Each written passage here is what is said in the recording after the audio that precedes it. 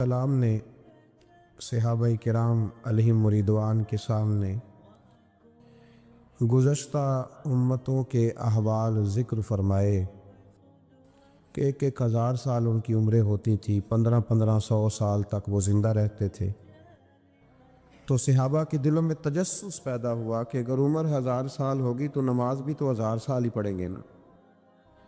अगर उम्र 1500 साल होगी तो रोज़े, इबादतें, ये सारे काम भी तो बड़े ज़्यादा करते होंगे। तो ये शौक़ जब पैदा हुआ तो अल्लाह करीम ने फरमाया कि महबूब मैं एक रात देता हूँ, लैलतुल क़द्री खैरुम मिन अल्फ़ि शहर, जो रात एक होगी पर 1000 महीने से बेहतर होगी। 1000 महीने से ये रात अगर किसी को मुयस्सर आ जाती है और फिर वो सिद्क़ के दिल के साथ, यानी तवज्जो के साथ, इन्हिमाक के साथ, एहतसाब की नीयत से, गुनाहों की मुआफ़ी की नीयत से अगर वो इस रात का क़याम करता है, इबादत करता है, ज़िक्र करता है, दुआ करता है, तो महबूब करीम अलैहिस्सलाम ने वादा फरमाया है कि अल्लाह उसके पिछले सारे गुनाहों को माफ़ फरमा देगा। दीन, शरीयत, कुरान, इस्लाम ये बहस करने नहीं आया दुनिया में। उलमा जो बहस करते हैं वो तौज़ीहात के लिए, तशरीहात के लिए, तफासीर के लिए, वो उनका मकाम है। लेकिन हम जो अवाम बहस करते हैं तो समझ लें कि दीन बहस करने के लिए नहीं आया, दीन तो अमल करने के लिए आया। इस पर अमल किया जाएगा, अमल की कोशिश की जाएगी। और कुरान मजीद ने कहा मन आमिल सालिहम मिन ज़करिन औ उनसा, जो कोई भी अच्छे अमल करे, चाहे वो मर्द हो या औरत हो, वहुवा मुमिनुन, शर्त यह है कि वो मोमिन हो। फलनुहयियन्नहु हयातन तय्यबा, फरमाया ज़रूर हम उसे पाकीज़ा ज़िंदगी अता फरमा देंगे। जो अमल वाले लोग होते हैं उन्हें अल्लाह कौन सी ज़िंदगी देता है? हयाते तय्यबा, पाकीज़ा ज़िंदगी। अल्लाह पाक, साफ सुथरी, गलाजतों से पाक ज़िंदगी देता है जो बंदा अमल करता है। तौबा का मतलब ये होता है कि मैं पिछले गुनाह पे शर्मिंदा हूँ और आइंदा ना करने का पक्का वादा करता हूँ। इंसान है, वादे के बावजूद भी कहीं गलती कर लेता है तो अल्लाह मुआफ़ करने वाला है। लेकिन वो सारी रात रोता रहा, हर मस्जिद से चीखने की आवाज़ आई, उसने सारी रात मस्जिद में रो के गुजारी, लेकिन झूठ छोड़ने का उसका इरादा ही कोई नहीं। वो तो कह रहा है 3 दिन का रमज़ान रह गया है, फिर मैंने देख नहीं लेना तुम्हें। फसाद छोड़ने का उसका प्रोग्राम ही कोई नहीं। वो तो मियाँ तयशुदा बात है कि सवेरे वो दुकान पे जाएगा और सुबह जो बेसन बेचेगा ना समोसे और पकौड़े के लिए, उसमें भी मिलावट करने का इरादा रखता है। तो ये सारी रात तौबा तौबा कहने का क्या मतलब हुआ?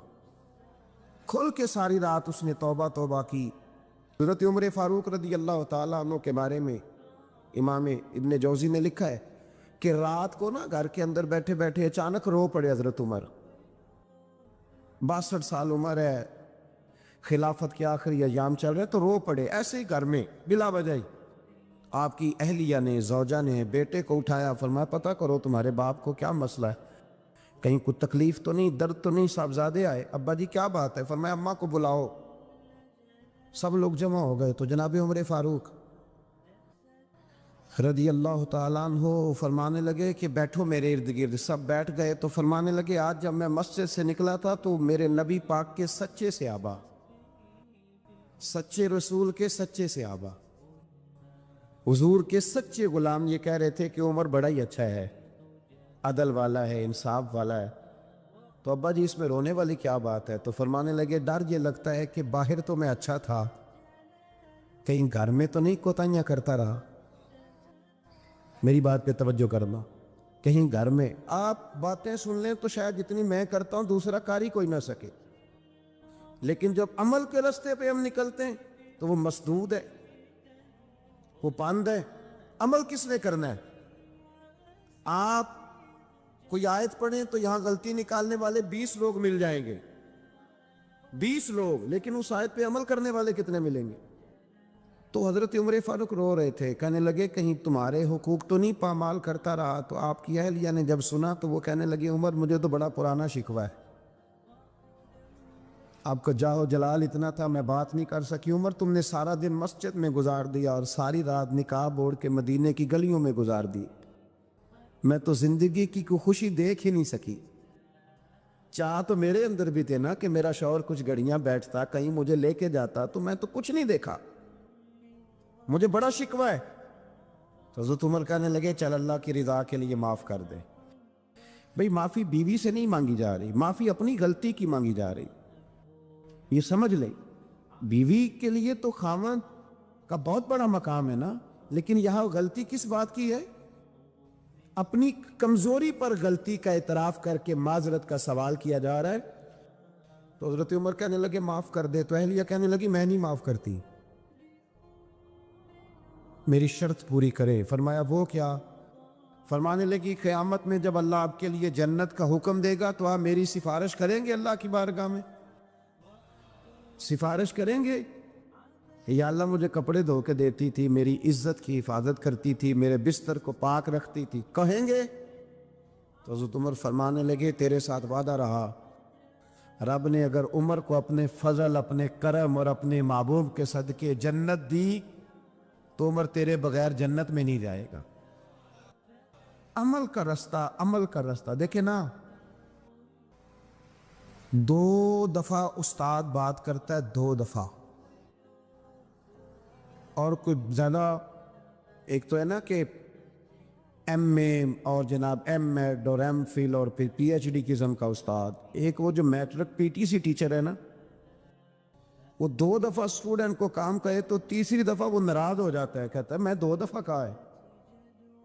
بچے کو آپ 2 دفعہ کہتے ہیں اور اگر تیسری دفعہ کہنا پڑے تو غصہ آتا ہے نہیں آتا؟ بھئی تو نے اتنی دفعہ کہا تو سمجھ نہیں رہا بات کو۔ اور اگر اللہ کریم قرآن مجید میں سینکڑوں دفعہ کہے نماز پڑھو، سینکڑوں دفعہ، اور یہ بہانے کر رہا ہے، یہ بھی پروگرام بنا رہا ہے، پھر کہتا ہے میں بے چین رہتا ہوں، میں بے قرار رہتا ہوں۔ عمل کا رستہ اس کو اختیار کریں، آپ سکون میں رہیں گے۔ بد عمل آدمی اور بے عمل آدمی یہ ہمیشہ پریشان رہتے ہیں، ہمیشہ۔ عمل کریں، توبہ کریں تو پھر بدل جائیں، پھر تبدیلی آئے، اور یہ کوئی مشکل کام نہیں، جو بدلنے والے تھے وہ بدل گئے، بڑا کچھ کرتے تھے پر پھر وہ لوگ بدل گئے۔ حضرت فضالہ رضی اللہ تعالیٰ عنہ کہتے ہیں کہ میں بڑا دلدادہ تھا عورتوں کا، اور میرا ماحول یہ تھا کہ میں قتل بھی کر لیتا تھا، معاذ اللہ چوری بھی کر لیتا تھا، اور رات میری طبیعت تھی معاذ اللہ نئی سے نئی عورت کے پاس جانا۔ کہتے ہیں ابو جہل نے اعلان کیا کہ جو نبی پاک علیہ السلام کا سر اقدس معاذ اللہ کاٹ کے لائے گا، نقل کفر، کفر نہ باشد، 100 سرخ اونٹ انعام ملے گا۔ تو میں نے ارادہ کر لیا کہ میں بہت سارا انعام حاصل کروں گا۔ قرآن مجید میں نا اللہ فرماتا ہے کہ بہت سارے لوگ ایسے ہیں جنہیں اگر میں رزق میں کشادگی دے دوں، زیادہ پیسے دے دوں، فرمایا باغی ہو جائیں، وہ سرکش ہو جائیں۔ یہ بہت سارے لوگوں کو جو اللہ تبارک و تعالیٰ اعتدال میں رکھتا ہے تو یہ ان کے لیے بہتر ہے۔ ہر بندہ دولت کے ہوتے ہوئے نیک ہو سکتا، تو یہ اللہ اگر رکھتا ہے نا اعتدال میں تو شکر کرے اللہ کا، ورنہ تو لوگ عیاشیاں کریں، پتہ نہیں کیا کچھ کر گزرے۔ تو حضرت فضالہ کہتے ہیں کہ میں نے خنجر تیار کیا اور میں نے بغل میں اس کو چھپایا، اوپر میں نے چادر اوڑھ لی۔ اب مجھے پتا تھا ظہر کی نماز کے بعد نبی پاک صلی اللہ علیہ وسلم طواف کعبہ کے لیے، بیت اللہ شریف کے طواف کے لیے جاتے ہیں۔ کہتے میں بھی اس طرف بڑھا، رستے میں نا وہ خاتون جس کے گھر میں نے رات آنا تھا، میں نے دروازے پہ دستک دی، میں نے کہا کہ تیار رہنا، تیار رہنا، آج میں بڑے پیسے لے کے آؤں گا۔ اسے میں نے یہ کہا اور پھر میں چلا گیا بیت اللہ شریف کا طواف کرنے۔ کہتے ہیں اللہ کے محبوب بھی طواف کر رہے تھے تو میں نے بھی طواف شروع کر دیا۔ ارادہ یہ تھا کہ جہاں نبی پاک علیہ السلام میرے قریب سے گزریں گے تو موقع پا کر میں حضور کے جسم اقدس پر خنجر کھوپ دوں گا اور معاذ اللہ شہید کر دوں گا۔ کہتے ہیں حضور ایک دفعہ بھی میرے پاس سے گزرے تو میں ہمت نہ کر سکا، دوسری دفعہ بھی پاس سے گزرے تو میں ہمت نہ کر سکا، تیسری دفعہ بھی گزرے تو میں ہمت، نبی کریم صلی اللہ علیہ وسلم 2-3 دفعہ گزرے تو فرماتے ہیں کہ مجھے موقع نہ ملا، اس لیے کہ حضور فرماتے ہیں اللہ نے روب کے ساتھ میری مدد فرمائی، دشمن پر میرا روب طاری ہو جاتا۔ فرماتے ہیں جب چکر پورے ہو گئے تو محبوب کریم نہ چھٹے چکر پہ فرمانے لگے فضالہ چکر ایک رہ گیا ہے، بے خبر ہو جو غلاموں سے وہ آقا کیا ہے، ایک پھیرا رہ گیا ہے۔ کہتے ہیں طواف مکمل ہو گیا تو محبوب میرے قریب آئے، فرمایا وہ کام کرتے کیوں نہیں جس کے لیے آئے تھے؟ میں نے عرض کی یا رسول اللہ کون سا کام، کیسا کام؟ اندر تو چور تھا نا، بانج فقیروں کسے نہیں ماریا اے ہوئی چور اندر دا، اندر چور تھا نا۔ کہتے ہیں حضور نے مجھے کندھے سے پکڑ کے ہلایا، فرمایا کرتے کیوں نہیں؟ جب حضور نے ہلایا تو وہ خنجر بھی پیروں میں گرا اور میں بھی رسول اللہ کے پیروں میں گر گیا۔ میں نے کہا حضور مجھے کلمہ پڑھا دے۔ کہتے ہیں حضور نے پہلے میرے دل پہ دست مبارک پھیرا، پھر میرے نبی نے مجھے کلمہ پڑھا دیا۔ اب نہ مرید ہونے والا کہتا ہے کہ جی آہستہ آہستہ میں ٹھیک ہو جاؤں گا۔ اب وہ آہستہ آہستہ کا کیا ترجمہ ہے یہ بالکل سمجھ نہیں آتی۔ بھئی کسی بندے سے 5 لاکھ روپیہ لینا ہے تو اس سے وہ کہتا ہے جی میں آہستہ آہستہ دوں گا، 500 روپیہ دے دیا کروں گا روز کا، تو کہتے ہیں میری رقم خراب ہوتی ہے، پورے دو۔ اور نیکی کی بات جب آتی ہے تو کہتے ہیں حضرت صاحب دین اتنا سخت نہیں ہے، میں آہستہ آہستہ ٹھیک ہو جاؤں گا۔ اب میں مغرب عشاء پڑھنی شروع کر دیا میں نے، اب میں تسبیح لے لی ہے، کل میں نے بھی آہستہ آہستہ میں ٹھیک ہو جاؤں۔ یعنی رقم لینی ہو تو وہ آہستہ آہستہ قبول نہیں ہے، لیکن اور مکان کی رجسٹری اگر کرانی ہو تو مالک مکان کہے کہ آہستہ آہستہ کرا لو، کہتے پیسے پورے دیے، سویرے چل اور بیان دے۔ یہ کیا بات ہوئی؟ یہاں یہ جو ہمارا ماحول تھا نا کر لیں گے ہو جائے گا، یقین کریں لوگ قبروں میں چلے گئے ہیں پر مسجدوں میں نہیں آئے۔ ہر کام سے لوگ ریٹائر ہوئے پر گناہوں سے ریٹائر نہیں ہوئے، آخر تک تباہی اتر گئی لیکن لوگ بدلنے کو تیار نہ ہوئے۔ حضرت فضالہ کہتے ہیں ابھی میں نے کلمہ پڑھا، ابھی میں واپس آیا، رستے میں وہ بی بی کھڑی تھی، کہتے ہیں میں وہ شخص تھا کہ عورتیں مرتی تھی میرے اوپر اور کسی کی جرت تھی کہ وہ آئیں بائیں شائیں کرے، لیکن فرماتے ہیں میں بی بی کے پاس سے گزر گیا، پہلے تو اس کا خیال تھا رکے گا، لیکن جب میں رکا نہ تو دروازے پہ آئی، اور جب میں گزر گیا تو اس نے آواز دی، لیکن میں نے سنی انسنی کر دی، جب آگے بڑھا تو میرے پیچھے دوڑی۔ فرماتے ہیں مجھے پکڑ کے کہنے لگی فضالہ تجھے کیا ہوا، تو وہی نہیں جو یہاں سے گیا تھا؟ آپ فرماتے ہیں میں کبھی نہیں رویا تھا، میں کبھی نہیں رویا تھا، اور جب کہا نا تو وہی نہیں، کہتے میں نے سر اٹھایا تو میری آنکھوں میں آنسو تھے، میں نے کہا میں جو گیا تھا وہ نہیں ہوں، اب تو میں محمد عربی کا غلام بن گیا، اب میں وہ نہیں ہوں، اب نہیں ہو سکتا کہ کوئی میری نظر میلی ہو جائے، یہ کیسے ممکن ہے؟ اب نا اسلام کی تعریف ہم نے یہ کی ہے کہ خبردار کوئی ہمارے قریب نہ آئے، ہم کسی کو بات نہیں کرنے دیتے کہ ہم مسلمان ہیں، ہم بات نہیں کرنے دیتے۔ پتہ کیا بات ہے؟ ایک میری یہ تقریر ہوتی ہے ممبر پہ، اور ایک میرا عمل ہوتا ہے جب میں سفر کرتا ہوں، جب میں گاڑی میں بیٹھتا ہوں، جب میں دوستوں سے ملتا ہوں۔ جب ان دونوں باتوں میں تضاد آتا ہے نا، تضاد، تو لوگ تقریر کو جذبات نہیں کہتے، ایک فن بن جاتی ہے تقریر۔ آپ کو پتہ ہے نا وائزین نعت خواں کہتے ہیں میں نے محفل لوٹ لی،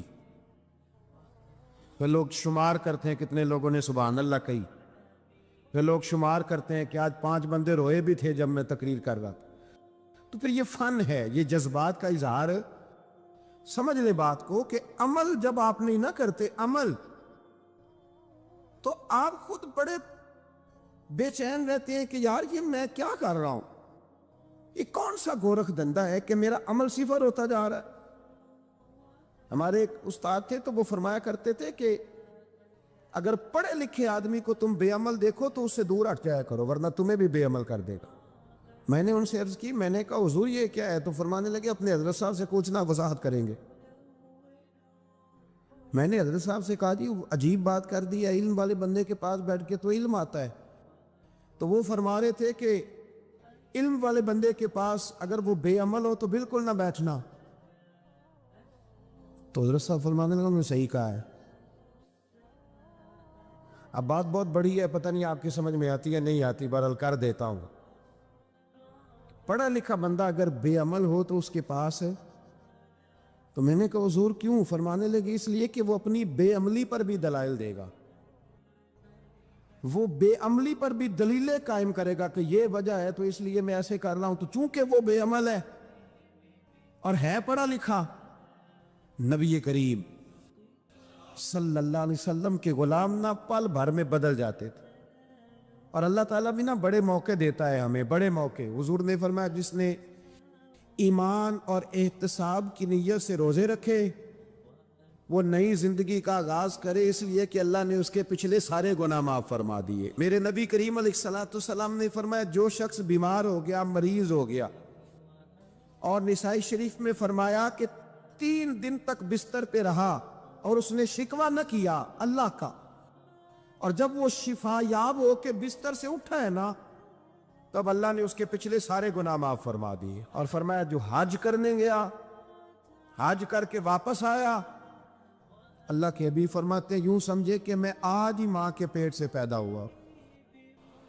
بڑے موقع اللہ نے دیے، بڑے موقع، بڑے سارے موقع عطا فرمائے کہ میں تیرے پچھلے گناہ معاف کر دوں گا، تو بھی تو نئی زندگی کا آغاز کرنا، تو بھی تو شروع کرنا نئے سرے سے، تو بھی تو بدل کے آنا، تو بھی تو اپنے اندر تبدیلی پیدا کرنا۔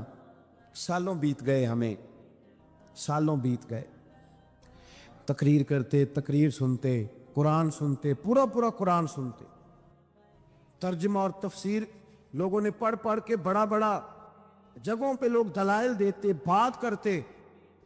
کب وہ وقت آئے گا جب ہم عمل کریں گے؟ تھوڑا تھوڑا مجھے سفر کرنا پڑتا ہے، دنیا میں گھومتا رہتا ہوں، تو کچھ چیزیں ایسی ہوتی ہیں جو کبھی کبھی انوکھی ہو جاتی ہیں۔ میں ایک جگہ پہ تھا تو وہاں 4 5 6 عمرے کے ٹکٹ تھے محفل میں، تو ہمارے آپ کو پتہ ہے نا وہ تو دلیلوں والے لوگ ہیں، ان بیچاروں کو بھی کوئی دلیل نہیں ملتی۔ تو ایک صاحب مجھے کہنے لگا جی عمرے کا ٹکٹ دینا جائز ہے قرآن اندازی کر کے؟ میں نے کہا یار چلو جائز ہی رہنے دو، تیری مہربانی، کہ اب اس پہ بھی اعتراض آ گیا ہے۔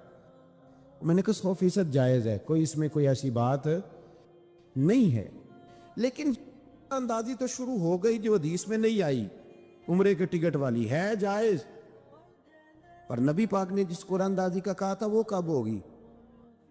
حضور نے فرمایا تمہیں پہلی صف کے ثواب کا پتہ چل جائے تم قرآن اندازی کرو۔ وہ کس دن کرنی ہے؟ کس مسجد میں ہوتی ہے؟ حضرت عبداللہ ابن مسعود فرماتے ہیں تمہیں پتہ چلے اذان کا ثواب کتنا، تم قرآن اندازی کرو۔ کب کرنی ہے؟ کون پڑھے گا اذان؟ کون یہ آگے بڑھ کے کام کرے گا؟ بھئی جو قرآن اندازی حدیث میں ہے وہ کب ہوگی؟ یہ تو قرآن اندازی شروع ہو گئی اور ہو رہی ہے، اب تو لوگ جہیز دینے لگے ہیں قرآن اندازی کر کے، یہ ماحول بن گئے۔ دین عمل کرنے کے لیے آیا ہے، جو حکم میرے نبی پاک کے غلاموں کو ملا انہوں نے عمل کر کے دکھایا، انہوں نے عمل کر کے دکھایا، وہ عمل کے میدان کے لوگ تھے۔ حضرت ابوبکر صدیق سے زیادہ روایات مروی نہیں ہیں، اگر ڈھونڈنے نکلو گے تو زیادہ قول نہیں ملیں گے ان کے۔ حضرت عمر فاروق کے زیادہ اقوال، زیادہ ارشادات آپ کو نہیں ملیں گے۔ حضرت سیدنا عثمان غنی کی زیادہ باتیں آپ کو نہیں ملیں گی، ان کا عمل ملے گا، ان کا کردار ملے گا، ان کا لب و لہجہ ملے گا، زندگی گزارنے میں کیا طریقہ اختیار کیا وہ آپ کو ملے گا۔ اب تو وہ لوگ رخصت ہو گئے جن کے عمل سے لوگ زندگی پکڑتے تھے، عمل سے، کردار سے۔ تو عمل کا راستہ کب اختیار کریں گے؟ آگے کب بڑھیں گے؟ میرے رسول کریم صلی اللہ تعالی علیہ وسلم کے غلام عمل کرتے تھے، اور جب عمل کرتے تھے پھر اس کا ریزلٹ آتا تھا۔ یاد رکھنا، ریزلٹ نیتوں کا آتا ہے، ارادوں کا آتا ہے، عمل کا آتا ہے۔ गुफ्तगू का रिजल्ट, आप बड़ा अच्छा सबक सुना लें तो पेपर ना दें तो पास होंगे कि फेल? आप तो कह रहे थे वो मुझे सारा ही आता था। तो अमल आप करते हैं तो अमल पर नतीजा होता है, अमल पर। हजरत अब्दुल्ला इब्न मुबारक रहमतुल्लाह अलैह के जो वालिद थे ना, उनका नाम मुबारक था। वो एक बाग में रहा करते थे, बाग की देखभाल करते थे बड़े साफ सुथरे, बड़ी उनकी तबीयत में निखार था। आज मसला हमारे मुल्क का यह है कि हमारे मुल्क में सिर्फ सियासतदान ही जो है वो गलत काम नहीं करता, या बहुत बड़ी इंडस्ट्री हो तो वहां ही खराबी नहीं होती, बल्कि रेहड़ी वाले का भी अगर हाथ पड़ जाए ना तो छोड़ता वो भी कोई नहीं, इल्ला माशाअल्लाह। वो भी जो अच्छे अच्छे आम होते हैं वो फ्रंट पे लगाए होते हैं, उसने दिखाने के लिए और होते हैं और देने के लिए और होते हैं। और वो कहता है कि ये भी तो मैंने बेचने हैं ना, तो भाई अगर ये भी बेचने थे तो इकट्ठे लगाने चाहिए थे, लेकिन मियार है ना हमारा, अमल का रास्ता मसदूद। हजरत मुबारक जो थे वो माली के तौर पर गरीब आदमी थे, तो काम काज करते थे। तो एक दिन बाग का मालिक आ गया, उसने आके आपसे कहा कि किन्नों का बाग था, उसने कहा कि लाओ एक। किन्नों ला के दिया तो खट्टा था, उसने कहा ये नहीं ठीक, दूसरे दरख्त से लाओ। दूसरे से लाए तो वो भी खट्टा था, तीसरे से लाए वो भी खट्टा था। कहने लगा बेटे कितने साल हो गए तुम्हें? तो फरमाने लगे 10-12 साल। तो कहने लगे तुम्हें अभी भी नहीं पता किस जगह का किन्नू मीठा है, सारे कड़वे लाए हो? तो आप फरमाने लगे आपने मुझे देखभाल के लिए रखा हुआ है, किन्नू चखने के लिए नहीं रखा। मुझसे कसम उठा लें कभी मैंने चखा भी हो, इसलिए कि मेरे जिम्मे और का। पाक का मालिक इतना खुश हुआ कि उसने आज़ाद भी कर दिया, अपनी बेटी का निकाह भी कर दिया, और वो बाग भी आपको तोहफे में दे दिया। इनके जार हजरत अब्दुल्ला बिन मुबारक पैदा हुए। इनके वालिद गिरामी कहते हैं कि एक दिन फिर ऐसा हुआ कि मैंने ना बाग बड़ा सजाया, सवारा, मेहनत करी। बादशाह आ गया, तो बादशाहों को भी कुछ चीजें पसंद आ जाती हैं ना, और हमारे मुल्क में तो ढेर सारे लोग बादशाह हैं, ढेर सारे लोग बादशाह हैं। अगर किसी तगड़े बंदे को किसी गरीब की झोंपड़ी पसंद आ गई फिर उसे देनी ही पड़ेगी। बल्कि ऐसी ऐसी खबरें सुनने को मिलती हैं कि चौधरी साहब ने आके कहा है कि मुफ्त देनी है कि पैसे लेकर देनी है, ये यहां तक खबरें। तो बादशाह आ गया, उसने देखा बड़ा सजा संवरा बाग है। उसने हजरत मुबारक से कहा कि मुझे ना जूस बना के पिलाओ किन्नों का। तो हजरत ने उसे ना जूस दिया, उसने पिया तो बड़ा मजा आया। कहने लगा एक गिलास और नहीं देते? तो हजरत और बनाने लगे, तो उसके दिल में ना उससे पहले ख्याल आ गया कि पाक बड़ा शानदार है और फल भी बड़ा मजेदार है, तो कब्जा ना कर लूं, अपना ही ना हो जाए। ये इसको देते हैं थोड़े बहुत पैसे, ये निकल जाएगा, ना भी निकला तो डांट देंगे। इतनी देर में ना हजरत मुबारक रहमतुल्लाह ताला अलैह एक गिलास शरबत का और बना के ले आए। अब बादशाह को दिया ना, तो अब जो गिलास आया तो कड़वा था, कुसैला था, खट्टा था। तो बादशाह के गले को पड़ा तो कहने लगा ये तुमने क्या किया? पहले तो बड़ा मीठा था, बाग वही है तो जायका कैसे बदल गया? तो आप फरमाने लगे वो बादशाह की नीयत बदली है ना, बादशाह की नीयत बदली है तो इसका भी जायका बदल गया है। तो नीयत ना आपकी बदलती। तो ये हुजूर का फरमान है, फरमाया अल्लाह के कुछ बंदे ऐसे होते हैं जो अल्लाह के दिए हुए नूर से देखते। कहा आपकी नीयत बदल गई तो इसका जायका बदल गया। अब बादशाह ने दिल में कहा नहीं यार, बंदा कह तो ठीक ही रहा है, ये तो इसकी मेहनत से अल्लाह ने फल दिया, मुझे ऐसा नहीं करना चाहिए। तो हजरत दौड़ के गए तो दूसरा जूस का गिलास बना के लाए, अब दिया तो मीठा था। कहने लगा अब क्या हुआ? फरमाने लगे आपकी नीयत ठीक हो गई है तो रब ने जायका भी ठीक कर दिया है। नबी पाक अलैहिस्सलाम ने फरमाया अल्लाह तो तेरे गुमान के करीब रहता है, तेरे गुमान के। ये मैं बच्चों को ना थोड़े दिन पहले मैं उन्हें कह रहा था, दीन में आगे बढ़ने के लिए कोई सियासत ना करना, कोई चक्कर ना चलाना। मैंने चक्कर चलाने वाले लोग हमेशा पीछे रह जाने वाले देखे। थोड़ा कर लेना पर उतना करना जितना मुखलिस होके हो सके। कोई चक्कर चलाना, किसी खाते में पड़ना, इससे बचना, ना पीछे रह जाओ। میں نے بڑے بڑے تیز لوگوں کو زندگی میں زیرو دیکھا ہے، اور بڑے بڑے سادے لوگ جن کو 50,000 روپیہ گننا پڑ جائے تو تھک جائیں، لیکن اللہ نے انہیں دیا ہے تو بغیر حساب کتاب ہی عطا فرمایا ہے۔ تو ہم نہ نیتوں کے بل بوتے پر عمل کریں، خالی باتیں نہ کریں، آپ کا جو عمل ہوگا وہ آسانی کر دے۔ دنیا میں کچھ چیزیں ایسی ہوتی ہیں جن کے کچھ خاص مقاصد ہوتے ہیں، اور کچھ چیزیں ایسی ہوتی ہیں جو ان مقاصد کی تکمیل کے لیے معاونت کرتی ہیں، وہ بھی بہت بڑا حسن ہوتی ہیں، بہت بڑا کمال ہوتی ہیں، لیکن کچھ چیزیں خاص ہوتی ہیں۔ ہم نے اپنے بچے کو کسی اچھے ادارے میں پڑھنے کے لیے داخل کرایا، کسی مدرسے میں، کسی اسکول میں، ہاسٹل میں اس کا قیام ہوا، تو ادارے والوں نے کھانا بڑا اچھا کھلایا اور رہنے کا بندوبست بڑا عمدہ کیا، اس کا پک اینڈ ڈراپ کا نظام بھی بڑا اچھا تھا، ساری چیزیں بڑی بہترین تھی، سارا کچھ ہی وہ صحیح کر رہے تھے، بس پڑھا نہیں رہے تھے۔ کھانا بھی اچھا دیتے تھے۔ اصل میں آپ موبائل دیکھ رہے ہیں، مجھے دیکھیں گے پھر سمجھ آئے گی بات کی۔ آپ بچے کو داخل تو کرایا تھا کہ وہ پڑھے گا، لیکن جس ادارے میں داخل کرایا وہ کھانا اچھا دیتے تھے، رہنے کو جگہ اچھی دیتے تھے، ان کی سارے معاملات بڑے عمدہ تھے، سہولیات ساری ٹھیک تھی، وہ پڑھاتے نہیں تھے۔ تو چلا جائے گا، باپ کہے گا ہمارا بچہ واپس کرو، ہم نے نہیں یہاں پڑھوانا، تو کہتے ہیں جناب کھانا تو اچھا دے رہے ہیں، سونے کا انتظام دیکھو کتنا، پورے کا پورا حال ہی ہمارا ایسی ہے، تو کہے گا کھانا ہم گھر بھی کھلا لیں گے، رہنے کا بندوبست گھر بھی ہو جائے گا، تمہیں تو بچہ دیا ہے کہ پڑھائی کرے۔ تو اگر پڑھائی نہیں کرتا تو اصل مقصد ہی ختم ہو گیا۔ کچھ چیزوں کے خاص مقاصد ہوتے ہیں۔ نبی کریم علیہ السلام کے دنیا میں تشریف لانے کا بھی کوئی خاص مقصد ہے۔ اگر امت حضور سے پیار پورا کرنا چاہیے، میلاد پورا منانا چاہیے، حضور کے ذکر پاک کی محفل پوری کرے، لیکن اس مقصد کو نہ سمجھے جس مقصد کے لیے حضور آئے۔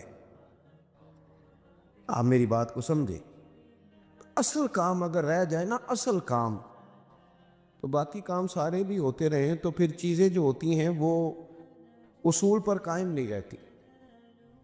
ہمیں حضور سے محبت بھی کھل ہے، نعت بھی کھل کے پڑھنی ہے، ذوق شوق بھی پورا رکھنا ہے، لیکن جو محبوب کے تشریف لانے کا مقصد ہے اسے بھی کبھی نہیں بھولنا، اس پر بھی غور کرنا ہے، اور اس مقصد کی تکمیل کے لیے حضور نے محنت بڑی فرمائی، جدوجہد کی ہے، راتیں بیدار رہ کر کے گزاری ہیں۔ رسول کریم صلی اللہ تعالی علیہ وسلم کبھی منڈیوں میں، کبھی میلوں میں، کبھی طائف میں، کبھی جنگوں میں، یہ سارے کام حضور نے ان خاص مقاصد حسنہ کی تکمیل کے لیے کیے۔ میں نے زیادہ باتیں نہیں کرنی، آپ میری بات پر غور کریں گے تو میں جلدی بات کو سمیٹوں گا۔ تو قرآن مجید نے کئی مقامات پر ان مقاصد کا بیان فرمایا ہے۔ ایک مقام پہ فرمایا وَدَاعِيًا إِلَى اللَّهِ بِإِذْنِهِ وَسِرَاجًا مُنِيرًا، ہم نے نا اپنے محبوب کو داعیہ اللہ بنایا ہے، حضور اللہ کی طرف دعوت دینے آئے، اللہ کی جانب بلایا ربی پاک۔ حضور نے طے کر دیا کہ سجدہ سوائے رب کے کسی کے لیے جائز نہیں، طے کر دی نبی کریم نے۔ دیکھیں نا، اگر کوئی شخص اللہ کو نہیں نہ پہچانتا، مالک کو نہیں پہچانتا، تو زندگی کے سارے مقاصد فوت ہو جاتے ہیں، سارے، پھر تو ہر چیز ہی ختم ہو گئی ہے۔ اگر عقیدہ ہے توحید و رسالت ہی نہیں ہے تو ہر چیز ختم ہو گئی۔ مریں گے، پھر قبر میں جائیں گے، پھر قبر کی دو حالتوں میں سے اللہ کے فضل سے رحمت والی حالت ہی ملے گی۔ آخرت کے معاملات ہیں دنیا میں، جب تک انسان اپنے رب کریم کو نہیں پہچانتا، حضور نے بتایا، حضور نے قرآن مجید میں جتنی مکی صورتیں ہیں وہ عقیدہ توحید پر اور عقیدہ رسالت پر اور عقیدہ آخرت پر زور دیتے۔ عقیدہ یہ جو لوگ ڈرے ڈرے رہتے ہیں نا، سہمے سہمے پریشان اور سارا دن پریشان رہتے ہیں کہ شاید کوئی اچھا حکمران ہی آئے گا تو حالات بدلیں گے، ایسا نہیں ہے۔ حضور داعیہ اللہ ہے۔ نبی پاک نے ہمیں بتایا ہے کہ تمہارا خالق بھی اللہ تعالیٰ ہے، مالک بھی اللہ تعالیٰ ہے، رازق بھی اللہ تعالیٰ ہے، اور عبادت کے لائق بھی اللہ تعالیٰ ہی ہے۔ محبوب نے عنوانات، یہ جو عقیدہ توحید ہوتا ہے بندے کو مضبوط کرتا ہے، بندے کا توکل مضبوط ہوتا ہے، اللہ پہ بھروسہ مضبوط ہوتا ہے۔ آپ دیکھیں نا، حضور کی ساری حیات مبارکہ اسی اعتماد کو بڑھایا، حضور نے امت کے اسی یقین کو مضبوط کیا۔ بدر میں 313 لوگ لے کے حضور چلے گئے، بولنے کے بغیر ہی بٹھا دیں اشارے سے، اللہ آپ کو خوش رکھے۔ 313 آدمی کا کبھی 1000 سے بھی مقابلہ ہوا ہے؟ اور پھر ادھر یہ حال ہے کہ ایک بندے کے پاس 3 قسم کا اسلحہ ہے، تلوار بھی ہے، نیزہ بھی ہے، تیر بھی ہے، اور ادھر حال یہ ہے کہ 313 کل کے پاس 6 زر ہیں اور 8 تلواریں، لیکن لڑے نا، بھلا کیسے